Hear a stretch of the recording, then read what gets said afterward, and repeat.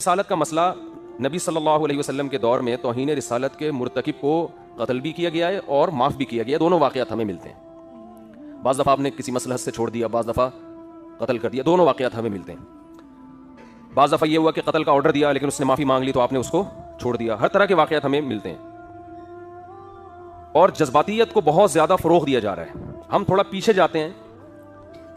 جنید جمشید کے زبان سے ایک لفظ نکل گیا تھا, غلطی ہو گئی تھی, اس سے حضرت عائشہ کے بارے میں کچھ کلمات اس نے ایسے کہے جو میں سمجھتا ہوں غیر شرعی بھی نہیں تھے, نہ اس میں کوئی گستاخی کا پہلو تھا, لیکن اگر کوئی گستاخی نکالنا چاہتا تو نکال سکتا تھا.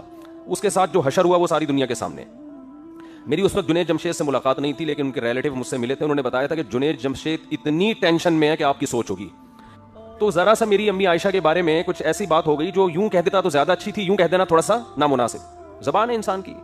وہ میں نے بیان بھی جنید جمشید کا سنا تھا, اس میں کہیں توہین کا, امی عائشہ کی توہین کا کوئی پہلو نہیں تھا, لیکن اس سے یہ نکالا گیا کہ اس نے امی عائشہ کی توہین کی ہے. پھر نبی کی بیوی کی توہین نبی کی توہین ہے, تو یہ گستاخ صحابیہ بھی ہے اور گستاخ رسول بھی ہے. اور جذباتی لوگوں نے ایئرپورٹ پہ اس کو مارا بھی, پیٹا بھی. جس پہ گزرتی ہے نا وہ جانتا ہے کہ, اور خاص طور پہ ایک آدمی جو عزت دار ہو معاشرے میں, مشہور ایک سیلیبریٹی ہو, اس طرح سے اس کو ایئرپورٹ پہ مارا کوٹا گیا ہے. جنید جمشید نے معافی کا اعلان کر دیا, مجھے کسی سے کوئی انتقام لینا نہیں ہے, میں نے پیغام پہنچوانے کی کوشش کی, پتہ نہیں وہ پیغام پہنچا نہیں پہنچا. بیان بھی کیا کہ معافی بنتی نہیں ہے, جن لوگوں نے مارا ان کے خلاف قانونی کارروائی ہونی چاہیے. ہم جنید جمشید کی ذات کو نہیں دیکھ رہے تھے, ہم یہ دیکھ رہے تھے کہ اس جذباتی پن کو اگر کنٹرول نہ کیا گیا نا تو یہ معاملہ کم نہیں ہوگا, یہ آگے بڑھے گا. کیونکہ ہمارے ملک میں ان پڑھ لوگوں کی تعداد پڑھے لکھے لوگوں سے بہت زیادہ ہے. تھوڑی زیادہ نہیں ہے, بہت سے بھی زیادہ ہے. سینس لیس لوگ معذرت کے ساتھ زیادہ ہیں, سینس والے لوگ کم ہیں. مذہب پر عمل تو سوال ہی پیدا نہیں ہوتا نا. مذہب پر عمل تو جتنے لوگ کر رہے ہیں وہ تو آپ کو پتا ہے. مذہب کے نام پہ مارنا کوٹنا, مذہب کے نام پہ کسی کو ٹھوک دینا پکڑ کے, یہ جنت جانے کا بہترین راستہ ہے. یہ اس وقت بھی میں نے یہ بیان کیا تھا, اس وقت بھی میں نے دوست احباب کو کہا تھا کہ بھائی یہ چیز روکنے کی ضرورت ہے, لیکن افسوس کے ساتھ کہنا پڑتا ہے کہ شاید اس وقت اتنے بھرپور طریقے سے اس پہ آواز اٹھائی نہیں گئی. جنید جمشید کی شخصیت کو تو ہدف بنایا گیا کہ وہ اس کو غلط مارا ہے, اس فلسفے کی تردید نہیں ہوئی. بات آ رہی ہے سمجھ میں؟ بھائی ایک شخص کی ذات کو کیوں دیکھ رہے ہو؟ کل کسی اور کی زبان سے بھی الفاظ نکل سکتے ہیں ایسے. ڈاکٹر ذاکر نائک کی زبان سے ایک لفظ نکل گیا کہ نبی صلی اللہ علیہ وسلم کے بارے میں مردہ ہیں یا اس طرح کا کوئی لفظ, اس پہ جو ایشو کھڑا کیا. یہ نہیں دیکھ رہے کہ ایک آدمی ہزاروں لوگوں کے اسلام میں داخلے کا سبب بن رہا ہے, وہ نبی کے مشن کی تکمیل کر رہا ہے, مگر زبان کی جو غلطیاں ہیں ان کو پکڑا جا رہا ہے. سرگودا میں بے نظیر صاحبہ جب وہ اپنے دور میں وہ آئیں بیان کر رہی تھیں تو انہوں نے بیان کے دوران اذان ہونے لگی, تو اردو ان کی اتنی اچھی نہیں ہے, انہوں نے کہا اذان بج رہا ہے آپ لوگ خاموش ہو جائیں. اس وقت میڈیا اتنا فاسٹ نہیں تھا. میں نے ساتھیوں سے کہا کہ اگر میڈیا اتنا فاسٹ ہوتا ہے نا جتنا آج ہے, تو بے نظیر صاحبہ کو بھی جذباتی لوگوں نے معاف نہیں کرنا تھا, یہ کہنا تھا کہ اذان کی توہین کی انہوں نے. سمجھنے بات کو. سرگودا میں مولانا حسین نیلوی رحمہ اللہ تعالیٰ بہت بڑے عالم تھے, کیونکہ میرا بچپن میں سرگودا میں بھی میں نے بہت ٹائم گزارا ہے. ہماری جب بھی اسکول کی چھٹیاں ہوتی تھیں, جون جولائی کی, ہم سرگودا چلے جاتے. ہمارا ننیال تھا وہاں پہ, سیٹلائٹ ٹاؤن سرگودا. تو سنہری مسجد ہمارے نانا کے گھر کے قریب تھی, وہاں ہم اکثر نماز پڑھ لیا کرتے تھے جا کے. حضرت مولانا حسین نیلوی بڑے بزرگ آدمی تھے, ٹھیک ہے ان کے پاس اختلافات بھی ہیں, تفردات بھی ہیں ان کے, لیکن اوور آل بہت سلجھے ہوئے, بہت ہی میچور بزرگ تھے. انہوں نے کوئی کتاب لکھی, اس میں ایسا لفظ لکھ دیا, انسان لکھتا ہے لمبی لمبی کتابیں, اس لفظ کو بنیاد بنا کے ان کے خلاف عدالت میں کیس کیا گیا کہ انہوں نے حضرت حسین یا حضرت حسن ان کی توہین کی. حالانکہ وہ توہین بنتی نہیں تھی, لیکن کوئی کشید کرنا چاہتا نا اسے توہین, کوئی نکالنا چاہتا تو نکال بھی سکتا تھا. جج چونکہ وہ پہلے سے ہی, بعض دفعہ جج بھی اپنی وہ دشمنی نکال رہے ہوتے ہیں, اس نے اہل بیت کی توہین کا کیس بنا کے مولانا حسین نیلوی صاحب کو جیل میں بند کر دیا اور ان کا جنازہ جیل سے اٹھائے. اب آپ بتاؤ کس قدر بدبختی کی بات ہے. ایک آدمی جو ساری زندگی اہل بیت کا دفاع کرتا رہا, نبی کی حدیثوں کا دفاع کرتا رہا, اسلام کی ترویج کا ذریعہ بنا, انتہائی تھوڑی تنخواہ میں, دیوبند سے فارغ تھے وہ. ہمارے شیخ حضرت مفتی رشید احمد صاحب رحمہ اللہ تعالیٰ کے کلاس فیلو تھے, اور مفتی رشید احمد صاحب کہا کرتے تھے ان کے بارے میں, یہ شخص پیدائشی شریف معلوم ہوتا ہے, یعنی مزاج میں شرافت نہیں ہوتی, نرم مزاج اور علم کے سمندر تھے وہ, فقہی بصیرت ہر لحاظ سے, اور پرہیزگار. اتنی تھوڑی تنخواہ میں اتنے بڑے عالم نے ایک سرگودا کی ایک چھوٹی سی مسجد میں امامت کر رہے تھے, کوئی دنیا کی محبت نہیں. ذرا سے قلم کے کو بنیاد بنا کے اہل بیت کا گستاخ قرار دے کے ان کو کہاں لے گئے؟ جیل, اور جنازہ جیل سے اٹھا ان کا. تو میں جب 8ویں کلاس میں پڑھا کرتا تھا, کیونکہ میں تو یہ سب چیزیں بہت عرصے سے دیکھ رہا ہوں نا, اس وقت سے میں یہ کہہ رہا تھا کہ مذہبی حلقے کو بھرپور آواز اٹھانی چاہیے کہ اس مسئلے کو واضح کریں کہ قتل کرے گا کون. نمبر 2, گستاخی کی ڈیفینیشن کیا ہے؟ سمجھ میں آ رہی ہے بات کہ نہیں آ رہی؟ گستاخی کی ڈیفینیشن کیا؟ گستاخی کی ڈیفینیشن میں اور آپ نہیں کریں گے, یہ لاء میں لکھی بھی ہونی چاہیے, قانون میں لکھی بھی ہونی چاہیے, لوگوں کو پتا ہونا چاہیے کہ گستاخی کا مطلب کیا ہے. اور پھر اس کی بھی مزید کچھ تفصیلات جو میں انشاءاللہ بھی آپ کو بتاتا ہوں. میں جب 8ویں کلاس میں پڑھا کرتا تھا ایک واقعہ ہمارے سامنے آیا کہ کہیں سیرت کانفرنس ہو رہی تھی, اس سیرت کا پوسٹر کسی نے کسی کے گھر پہ لگا دیا, گھر کی دیوار پہ, نیچے نالا بہ رہا, دیہاتوں میں ایسا ہوتا ہے نا نالے بہ رہے ہوتے ہیں گندے پانی کے. یہ صاحب جب گھر سے باہر نکلے انہوں نے کہا یار یہ میرے گھر کے باہر پوسٹر کیوں لگا ہوا ہے, انہوں نے پوسٹر پھاڑ دیا, پوسٹر پہ نبی کا نام لکھا ہوا ہے, وہ کاغذ گر گیا نالی میں. اس بندے کی قطعاً نبی صلی اللہ علیہ وسلم کے نام مبارک نام مقدس کو نالی کی نظر کرنا نہیں تھا, وہ پوسٹ. رسالت کی سزا پاکستان میں کیا ہے؟ قتل ہے نا, تو جرم بڑا ہے, سزا بھی کیا ہے؟ بڑی ہے. تو اس کے لیے بھی قانون یہ ہونا چاہیے کہ ثبوت بھی اور شک و شبہ سے بالکل بالاتر, دو ٹوک اور واضح لفظوں میں توہین ہونی چاہیے جس کا کوئی دوسرا مطلب نہ بنتا ہو. اس میں زبان کا لڑکھڑا جانا اور کہہ کچھ رہا تھا نکل کچھ اور گیا, اگلے کو موقع دینا چاہیے کہ آپ کیا کہنا چاہتے ہیں. اور اگر ہم سپریم کورٹ قانون میں یہ اناؤنس کر دے, یہ فیصلے کے وقت سنا دے کہ اتنے سارے شبہات پیدا ہو گئے ہیں جن شبہات کی وجہ سے جرم ثابت نہیں ہو رہی, تو آپ سپریم کورٹ کی کو چیلنج نہیں کر سکتے. ہمارے ہاں ہو یہ رہا ہے کہ کسی پر توہین کا جو ہے نا الزام لگا, اب ہوتا کیا, میں آپ کو, یہ میں ہوائی فائرنگ نہیں کر رہا, یہ ہوائی باتیں نہیں کر رہا. ہمارے ہاں اس قانون کا کیسا غلط استعمال ہو رہا ہے, اصل میں خود نہیں اندر گئے نا. کسی دن تم پہ الزام لگے کسی تمہاری غلطی جو تم جان کر نہیں کر رہے ہو, اور خود اندر رہوگے تو پھر تمہیں احساس ہوگا کہ یہ ہو کیا رہا ہے مارکیٹ میں. ہمارے ہاں پتہ ہے کیا ہوتا ہے, کسی نے کوئی پوسٹر پھاڑ دیا, اس بیچارے کو نہیں پتا تھا کہ اس پہ نبی صلی اللہ علیہ وسلم کا نام لکھا ہوا ہے, اس کی دیوار خراب کر دیا آپ نے, پوسٹر لگا دیا, وہ پوسٹر پھاڑ دیا اس نے, وہ نیچے کہیں نالی میں گر گیا.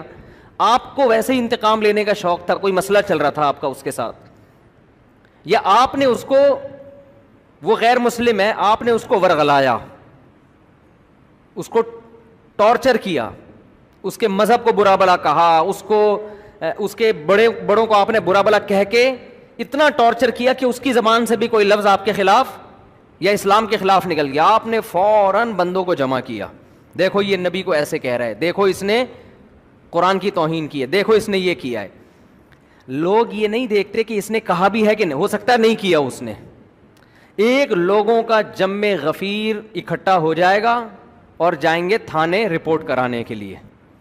اتنے لوگ اس میں, آج ہر آدمی سمجھتا ہے آج مجھے عشق رسول کو ثابت کرنے کا اللہ نے موقع دیا ہے. چرسی بھی آپ کا ساتھ دیں گے, ہیروئن جی بھی آپ کے ساتھ ہوں گے, محلے کے بڑے بڑے غنڈے جن 20 بندوں کو قتل کر چکے تھے, آج تک کبھی انہوں نے کوئی سنت پوری نہیں کی ہوگی, لیکن ان کو بھی موقع ملے گا کہ آج ہمیں موقع ملا ہے ہم توہین رسالت کے مرتکب کو کیفر کردار تک پہنچائے. وہ اس کی تحقیق نہیں کرتے کہ حقیقت میں ایسا ہوا بھی ہے کہ نہیں ہوا. پھر آپ پہنچ جائیں گے تھانے, ایس ایچ او صاحب کو پتا ہے اگر میں نے ایف آئی آر نہیں کاٹی پورا ہجوم میری بوٹیاں کووں کو کھلائے گا. سمجھ رہے ہو نہیں آ رہی بات؟ میرا خیال ہے یہ قوم کا جذباتی پن ہے جو میں بتا رہا ہوں, نہیں سمجھ میں آ رہا نا تو کبھی آپ کے اوپر پڑے گی تو پتا چلے گا. پھر جناب ایف آئی آر بھی کٹے گی, تمہارا باپ بھی کاٹے گا ایف آئی آر. تو پھر جب عدالت میں مقدمہ چلے گا, جج کو پتا ہے اگر میں نے جیل نہیں کیا تو قوم مجھے, میری بوٹیاں کس کو کھلائے گی؟ کووں کو کھلائے گی. سمجھتے ہو؟ اور ادھر سے جو وکیل ہوگا نا, جو اس کی طرف سے وکیل ہے جس پر فرد جرم لگی ہے, اس کو پتا ہے کہ اگر میں نے اس کا زیادہ دفاع کیا تو میری بوٹیاں کس کو کھلائی جائیں گی؟ کووں کو. بتاؤ ایسے موقع پہ انصاف ملے گا کسی کو؟ نہیں, یہی بات سمجھ میں. پھر جب وہ کیس اس کے اوپر چلے گا, ہر جج پہنائے گا کہ یار یہ آگے کسی کو, پھر کیس چلتا ہے لمبا. پھر لوگ کہتے ہیں ہم تو پہلے ہی کہتے تھے حکومت قادیانیوں سے ملی ہوئی ہے, سیدھا سیدھا لٹکا کیوں نہیں رہی اس کو مجرم کو؟ ہم تو پہلے ہی کہتے تھے یہ حکومت یہودیوں کی ایجنٹ ہے.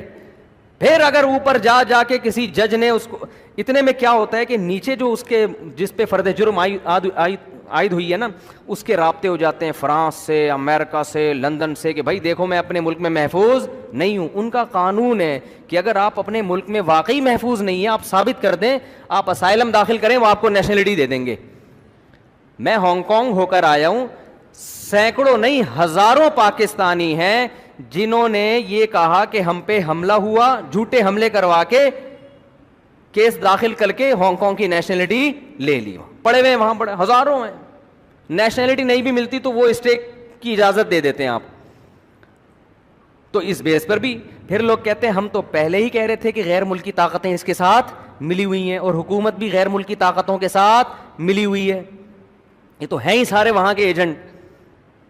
پھر اگر سپریم کورٹ بری کر دے اور قانون میں لکھ دے کہ جی اتنے پوائنٹ ہیں, اتنے شبہات ہیں جس کی وجہ سے ہم یقینی طور پہ نہیں کہہ سکتے کہ اس نے توہین کا ارتکاب کیا ہے, تو سپریم کورٹ کو گالیاں, وہ معین اختر کے ماموں جیسے گالیاں دیتے تھے نا. پروگرام دیکھیں آپ لوگ آج میرے مشورے پر, معین اختر اور انور مقصود کا پروگرام ہے جس میں انور مقصود معین اختر سے پوچھ رہے ہیں آپ کے ماموں کیا کرتے ہیں. اس نے کہا گالیاں دیتے ہیں, نلکے میں پانی نہیں آتا نلکے کو گالیاں. سمجھ رہے ہو, اتنی بجلی ہے نہیں بل پورا آتا ہے, کس کو گالیاں, کہ ای ایس سی والوں کو گالیاں. مالک مکان کوئی سہولت دیتا نہیں, کرایہ لینے آ جاتا ہے, مالک مکان کو گالیاں. جب کرایہ نہیں دیتے تو پولیس کو بلاتے ہیں, پولیس کے ایسے ایسے پارٹس کو گالیاں کہ پولیس والے کہتے ہیں ہم نے یہ پارٹس کا نام کبھی سنا بھی نہیں ہے. صحیح ہے, تو وہی کام ہمارے ہاں عوام کر رہی ہوتی ہے. تو قوم میں جذباتی پن کچھ ضرورت سے زیادہ ہے, میچور نہیں ہے ہماری قوم. مذہب کا غلط استعمال کر کر کے آپ اپنے اوپر پابندیاں ملک میں لگاؤ گے. پاکستان ابھی گرے لسٹ میں ہے اور یہی حرکتیں تھوڑے دن اور چلیں تو بلیک لسٹ میں آ جائے گا. پھر جب تمہیں کھانے کو روٹی نہیں ملے گی, پہننے کو کپڑا نہیں ملے گا, گالیاں دو گے اپنے حکمرانوں کو. وہ تو ویسے ہی دیتے رہتے ہو, مجھے کوئی اس پر اعتراض نہیں ہے. ٹھیک, کچھ گالیاں تو صحیح بنتی ہیں, کچھ غلط بنتی ہیں. صحیح اور غلط میں فرق کیا کرو, سوچ سمجھ کے گالی دیا کرو کہ یہ والی گالی یہاں فٹ ہو بھی رہی ہے کہ نہیں ہو رہی ہے. بنتی ہے تو آپ دو بھائی, ثواب ملے گا آپ کو, نہیں بنتی تو نہیں دو.